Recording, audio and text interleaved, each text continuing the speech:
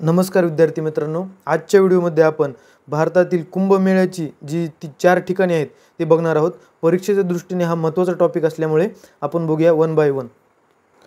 तर पहिल्यांदा बघा ही 4 ठिकाणं कोणते कोणते आहेत बघा। उत्तरेला हरिद्वार, त्याच्या खाली प्रयागराज, पुन्हा उज्जैन आणि नाशिक, बरोबर आहे। हे 4 ठिकाणं आहेत, तर याची सविस्तर आपण माहिती पुढे घेऊया।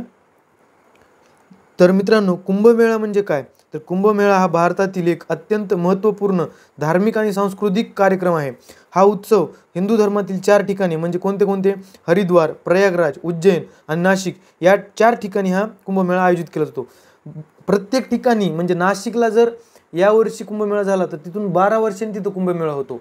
तर भारतात म्हणजे दर 3 वर्षाला एका ठिकाणी कुंभमेळा होतो। म्हणजे हरिद्वारला एकदा, त्यानंतर 3 वर्षांनी प्रयागराजला, त्यानंतर 3 वर्षांनी उज्जैनला, त्यानंतर 3 वर्षांनी नाशिकला आणि स्वतःच्या पर्टिक्युलर स्थानाचा विचार केला तर तो 12 वर्षांनी होतो, बरोबर आहे। तर आता बघूया प्रयागराज।